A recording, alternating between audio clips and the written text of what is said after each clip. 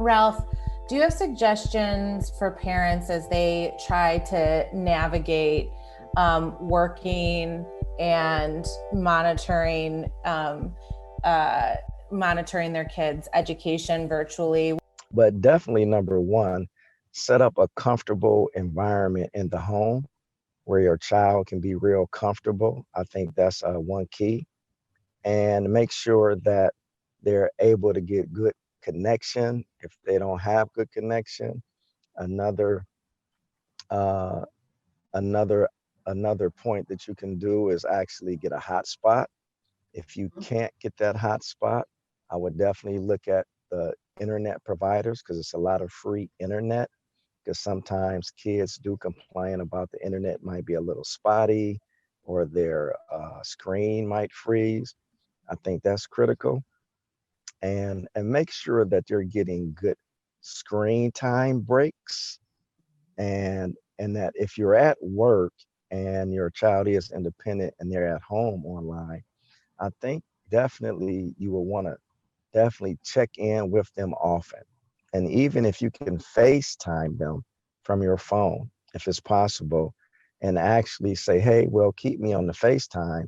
I want to just sit in on your class and see how that class is doing for about 5 or 10 minutes to make sure that they are engaged and that they are online. And you could ask even the instructor, hey, can you maybe send me a link or a code and I could sit in on a class for a few minutes? Just want to make sure my son or daughter is being engaged and that they are online. We know that we're all impacted by the digital divide.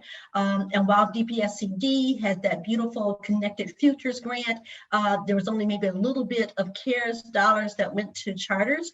Can you talk about the level of success that you've had getting both devices as well as internet access and maybe even some digital literacy? What's working for you and what are you still maybe finding some challenges in? So it was challenging at one point being able to land on devices because everybody was out there trying to get devices. But we actually found a vendor that we were able to get devices from that they had in their warehouse. And we were able to get those devices to our students. And what we did is actually had what we called an ice cream social, where we had backpacks for every student. We had home supply kits of manipulatives for every student in the backpack, plus their laptop.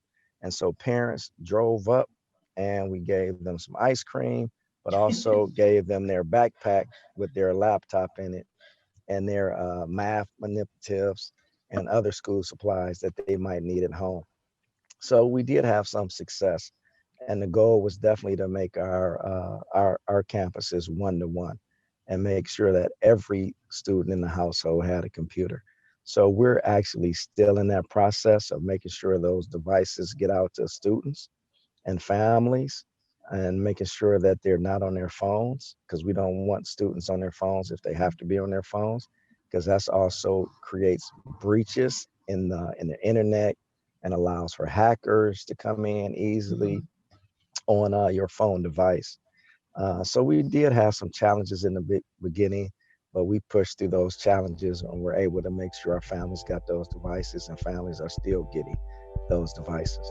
You can find more at onedetroitpbs.org or subscribe to our social media channels and sign up for our One Detroit newsletter.